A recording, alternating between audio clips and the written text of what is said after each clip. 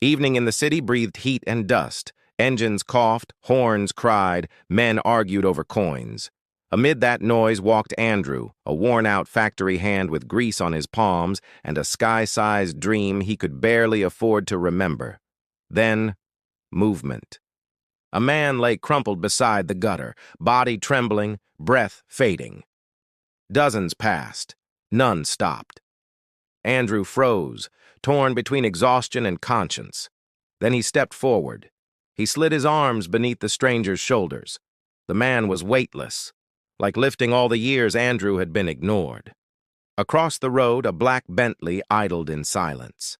Behind the tinted glass, a wealthy figure, Chief Williams, watched. Something in that simple act pierced through layers of power and pride. That evening would shatter both their lives, one forged by hunger, one buried under success. Two men, two worlds, and one choice that would test the meaning of brotherhood. If stories of grit, honor, and quiet courage speak to you, stay till the end. Every man carries a moment that defines him. Tap, like, subscribe, and share. So more brothers remember, greatness isn't built in comfort. It's born when you stop, lift someone up, and keep walking even when no one's watching. The sun sagged low over the city, bleeding orange through the haze. The air was thick with the sound of engines, shouts, and metal grinding against metal. It was the hour when men dragged their tired bodies home, and the streets reeked of sweat and smoke. Andrew walked with his head down, his boots striking the cracked pavement like tired drums. His overalls were stained with machine grease, his palms rough from years of work that paid too little to feed a dream. He had a dream once, to fly. But these days it lived only in memory. The city didn't care. It never had. He reached into his pocket and counted the coins again. Just enough for a cheap meal, maybe. He sighed, adjusted his bag, and kept moving. Then he saw something, a shape on the roadside. At first he thought it was garbage, but the shape twitched. He stepped closer. It was a man, middle-aged. Dust clung to his beard, and his breathing came in short, broken bursts. People walked past, some glancing, most pretending not to see. Andrew hesitated. The old rule of the streets whispered in his ear, "Mind your business. Keep moving." But another voice, his father's, spoke louder. A strong man doesn't walk away from another man's struggle, so he didn't. He knelt down, slid his hands under the stranger's shoulders, and lifted. The man groaned faintly. Andrew's arms shook, but he held firm. Cars sped by, horns blaring. No one stopped. Sweat rolled down his neck as he called out, "Hey, someone help!" Nothing, just more engines, more indifference. Then movement across the street. A black Bentley, polished like a mirror, sat quietly among the chaos. Its engine purred softly. The tinted window rolled down just an inch. Inside, a tall man in his 50s watched with unreadable eyes. He wore a white caftan, calm, still, and steady. The man, Chief Williams, didn't blink. His driver looked at him through the mirror. "Sir?" Williams said nothing at first. His gaze stayed locked on Andrew, who was still struggling to hold the unconscious stranger upright. "Sir, should we drive on?" the driver asked again. Williams exhaled slowly, almost as if the scene had torn open a part of his soul he hadn't visited in years. "No," he said at last. "Bring the car forward." The Bentley rolled closer. Its tires whispered against the asphalt. Andrew didn't even notice until the door opened beside him. "Young man," Williams said, voice deep, calm, commanding. "Bring him. We're taking him to the hospital." Andrew froze, uncertain. "Sir, I don't even know who you are." Williams met his eyes. "You don't need to. Just help me save him." Andrew looked down at the stranger, then at the man offering help. He nodded once. "All right." Together they lifted the dying man into the Bentley. The door closed softly. The world outside kept moving. Cars, voices, chaos. But inside that car, something else began. As the engine hummed and the city blurred past the windows, neither Andrew nor Williams realized that the simple choice to stop had just rewritten the course of their lives. The Bentley cut through the evening traffic like a black arrow. Streetlights flashed across the glass, painting Andrew's tired face in stripes of gold and shadow. He sat stiffly, the unconscious man's head resting on his lap. Every few seconds he checked for breath. Each shallow rise of the chest felt like borrowed time. Chief Williams sat beside him, silent. His presence filled the car, not loud, not forceful, but heavy, like a calm storm. The air smelled of leather and antiseptic. "You held him up alone?" Williams asked at last. Andrew nodded. "No one else would stop." "Why did you?" Andrew hesitated. He could have said, because it felt right, but the words that came out were quieter. "My father used to say a man's strength isn't measured by how much he earns, but by who he lifts when no one's watching." Williams turned toward the window. For a long moment, he said nothing. Then his voice came, deep and low. "Your father was a wise man." Andrew smiled faintly. "He was, till life took him early." The car slowed as they approached the hospital gate. Security men moved aside, saluting the familiar car. The driver leaped out, opening the rear door. Andrew carried the stranger in, guided by Williams's steady hand on his shoulder. Inside, the hospital hummed with life. Orderlies rushing, monitors beeping, stretchers wheeling past. The nurses recognized Williams instantly. "Chief, right this way." They laid the man on a gurney. Doctors surrounded him, voices overlapping. "BP low, oxygen now." Then the doors shut, leaving Andrew and Williams in the waiting corridor, breathing the sharp scent of antiseptic and fear. Andrew sank onto a plastic chair, palms open, staring at the oil stains on his hands. "I don't even know if he'll make it." Williams studied him. "You did what few men would. That counts." Minutes crawled by. The hallway clock ticked like a metronome of worry. Finally, a doctor stepped out, wiping his brow. "He's alive, for now. Severe exhaustion, dehydration, but he'll recover." Andrew exhaled sharply, a mix of relief and disbelief. Williams nodded once, slow, grateful. The doctor added, "He'll need observation overnight." "Do whatever is needed," Williams said. "I'll cover the bills." Andrew blinked. "Sir, you don't have to—" "I do," Williams interrupted, voice firm but kind. "You gave him a chance to live. Let me finish what you started." They walked out together into the cool night. The city had softened, the noise replaced by the hum of crickets and distant traffic. Andrew stood by the car, unsure what to say. "You work where?" Williams asked. "At the factory. The one near the old airstrip."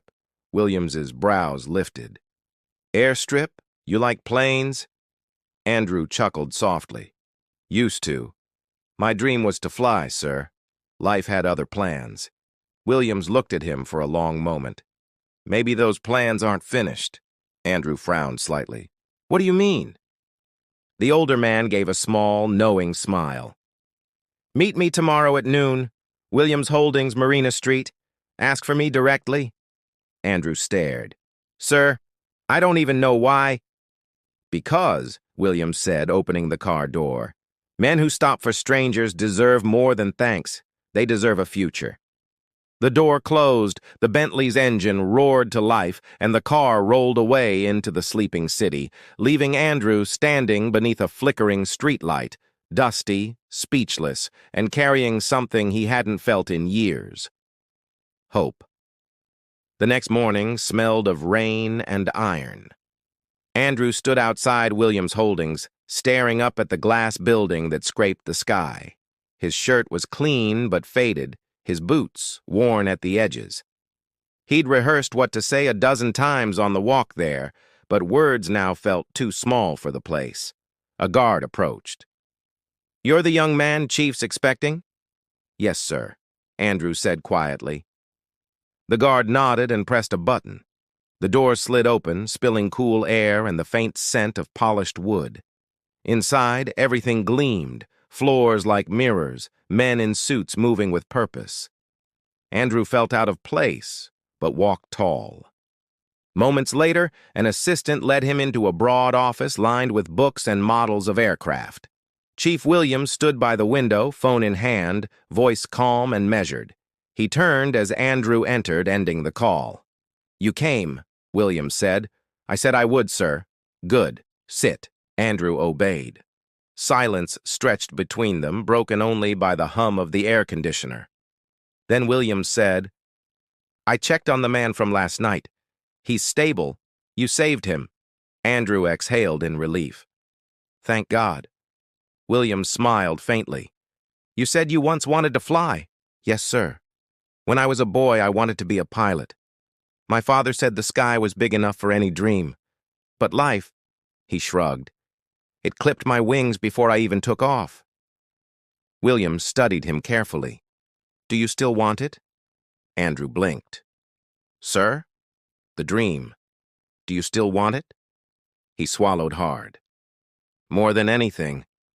But that kind of life isn't for men like me." Williams stepped closer, his tone sharpening. "What kind of men? The ones who work? The ones who sweat for every meal? I've learned something, Andrew. Dreams don't belong to the rich. They belong to the relentless." Andrew met his eyes. There was weight in those words, real weight. Williams turned to a framed photo on his desk. A younger version of him stood beside a small plane, his late mentor beside him. "A man once did for me what I want to do for you," he said. "He believed in me before I earned it. Now it's my turn to pass that faith on." Andrew frowned, unsure he'd heard right. "Sir, I don't understand." Williams smiled. "You will. I've spoken to the Aviation Academy in Zaria. You'll start training next month. I'll handle everything, tuition, lodging, flight gear." Andrew's mouth went dry. "Sir, I can't accept that." "Yes, you can. You earned it when you lifted a stranger without asking who he was." Andrew stood, trembling, his voice breaking. "Sir, why me?" Williams placed a hand on his shoulder. "Because Mercy deserves a future. And I don't believe in coincidences." For the first time in years, Andrew felt his lungs fill completely. The heaviness that had followed him since childhood began to lift, one breath at a time. He looked out through the office window. The city stretched far below, and somewhere beyond the haze, planes carved white lines across the sky. "Sir," he whispered, "I won't waste this." Williams nodded. "I know you won't. Remember, the higher you fly, the clearer you'll see what matters most." Outside, thunder rolled across the horizon as if the heavens themselves were giving approval. That night, Andrew packed his single bag. Inside it, he placed his old photograph of a plane, creased, faded, but now alive again. For the first time in his life, he wasn't walking away from the world. He was running toward it. Months passed, like pages turning in a book Andrew never thought he'd read. At the Aviation Academy in Zaria, dawn came early and hard. Engines roared before sunrise, men shouted across the hangars, and the scent of fuel clung to everything. Andrew lived for it. He studied longer than anyone, flew later than anyone. When his classmates relaxed, he reviewed flight manuals until his eyes blurred. He carried Williams' words in his head. "The higher you fly, the clearer you'll see." Every report sent back to Lagos was glowing. Chief Williams often called him, "How's the training, son?" "Tough, sir, but I'm getting better." "Good. Remember, pressure makes steel." But not everyone wanted him to rise. Among the trainees was Kola, the kind of man who measured worth by status. He came from wealth, always reminding others of it. At first, he laughed at Andrew's rough accent and worn boots. But when the instructors began praising Andrew, the laughter turned to silence, and then to hatred. One night in the mess hall, Kola cornered him. "Factory boy turned pilot, eh? Don't forget who paid your way. Andrew's jaw tightened. I don't forget those who helped me, but I don't owe you. Cola smirked. You'll learn. Every gift comes with a price. He walked off, leaving the words like poison in the air. Weeks later, during simulator practice, something strange happened. Andrew's controls froze mid-flight test. The screen flickered. The system crashed. The instructor scolded him harshly, assuming it was his error. Andrew stayed silent, his gut twisting with unease. That night, he returned to the simulator room alone. He noticed a loose panel under the console, tampered screws, faint grease marks not his own. Someone had been there. The next morning, before he could report it, he received a call from Lagos. Williams's voice carried concern. I heard about the malfunction. Are you all right? Yes, sir. Just a technical fault. Williams paused. Be careful who you trust. The words echoed like thunder long after the call ended. By midweek, the tension on campus thickened. Cola avoided eye contact. Two instructors whispered near the hangar, glancing toward Andrew. He could feel something building, something bigger than rivalry. Then came the flight test. Real plane, real sky. Andrew's heart hammered as he climbed into the cockpit. The sun burned gold above the runway. Control tower, this is Cadet Andrew, ready for takeoff. Copy that, Cadet. You're cleared for launch. The plane sped forward. Wind tore against the glass. The nose lifted, and suddenly a violent shudder. Warning lights screamed. The engine coughed. Andrew's hands flew over the switches. Control tower, I'm losing thrust. Request emergency return. Static crackled. Then silence. The horizon tilted. The ground spun. Andrew's world turned into sound and fire. Somewhere in the chaos, one thought cut through. Tell Chief. It wasn't an accident. Then everything went black. The night over Zaria was unnaturally still when Chief Williams's private jet touched down. Rain threatened the horizon, lightning flickering faintly in the distance like anger trapped behind clouds. Williams stepped out first, coat whipping in the wind, his driver close behind.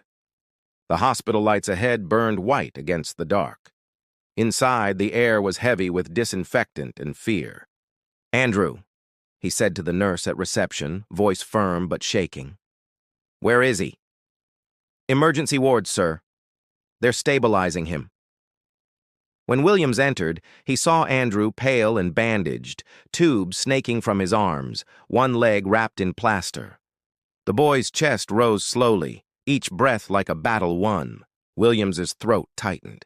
He sat beside the bed and placed a hand on Andrew's shoulder. You held your line, son. I'm here now. A faint whisper came from the bed. Sir, it wasn't the system. Someone tampered with it. Williams froze. Who?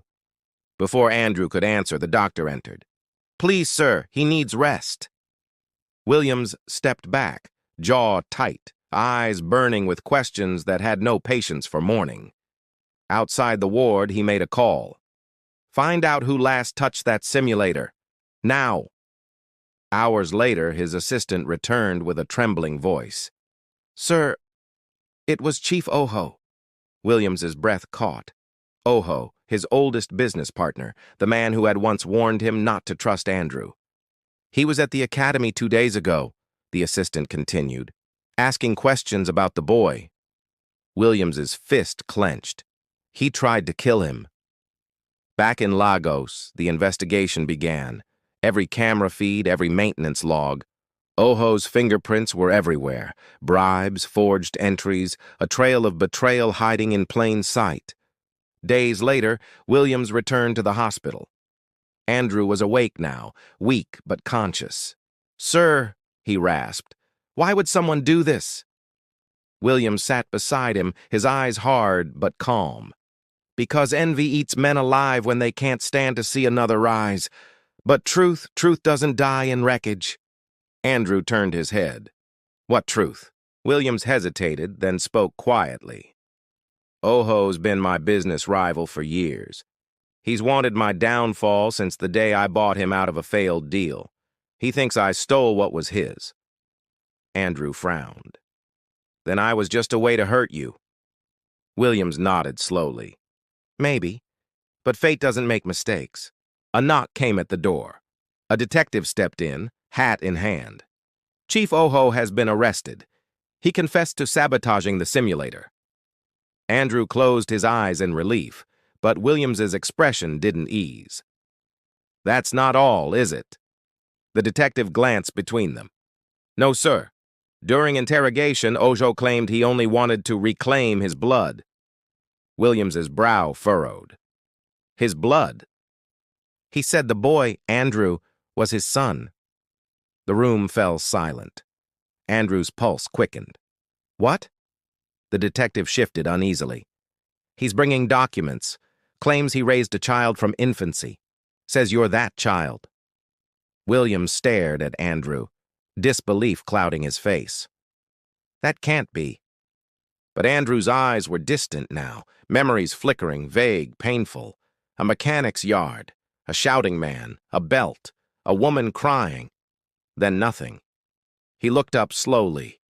If he's telling the truth, then who am I? Williams leaned forward, voice steady. You're the man who lifted a dying stranger when the world looked away. Whatever blood runs in your veins, that's who you are. Outside, thunder cracked open the sky. The truth was close, but it was about to cost them both far more than they imagined. The rain hadn't stopped for 2 days. It beat against the hospital windows like an unending drum, washing away the dust of everything that had been hidden too long. Chief Williams stood by the window, hands clasped behind his back. On the bed, Andrew sat upright, pale but steady.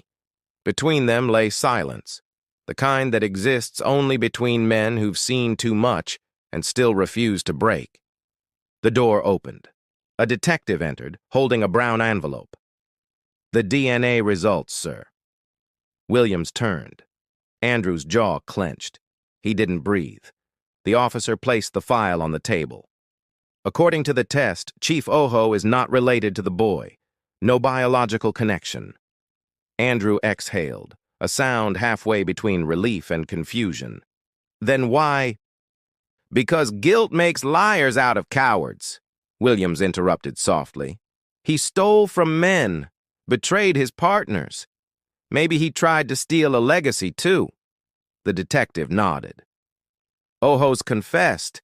He tampered with the simulator, bribed staff, tried to destroy your name, Chief. He'll face trial. Williams dismissed him with a nod. When the door shut, he turned to Andrew. Now you know the truth. Andrew looked down at his hands. Truth feels heavy, sir.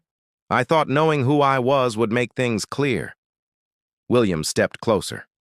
It does, if you stop searching backward. Andrew frowned. Then where do I look? Williams smiled faintly. Forward. He reached into his coat and pulled out a sealed envelope. The Academy's final report. You passed. Once you recover, you'll get your wings. Andrew blinked hard. Sir, after all this? Especially after this. Williams rested a hand on his shoulder. Pain is a brutal teacher, but it graduates real men. For a long moment, neither spoke. Only the rain filled the space, relentless and pure. Weeks passed. The court sentenced Oho. The Academy cleared Andrew's name, and when he finally returned to the training grounds, he didn't walk, he marched. Every man on that airfield felt it, that quiet authority born not of money, but of scars. The day of his first solo flight, the entire crew stood watching. Chief Williams arrived late, as always, silent and proud. He walked up to Andrew just before takeoff. You nervous? Andrew grinned. Only a little. Good, Williams said. A little fear keeps your hands steady. Remember, every man flies twice, once in the air and once in purpose. Don't lose either. Andrew saluted with a smile. Then he climbed into the cockpit. The engine roared. The plane rolled down the runway, wheels screaming against the tarmac. Then, lift. It rose through the morning mist, slicing the clouds clean in two. Williams watched, eyes glistening, lips parting in a whisper only the wind could hear. Your father would be proud. High above, Andrew's voice crackled through the radio. "Sir, I'm airborne," Williams replied softly. "Then keep flying, son, and don't ever look down unless it's to lift someone else up." The plane climbed higher until it was nothing but a silver speck against the sun, and in that moment, both men understood. The day a man stops for another, even a stranger, is the day heaven starts rewriting his story.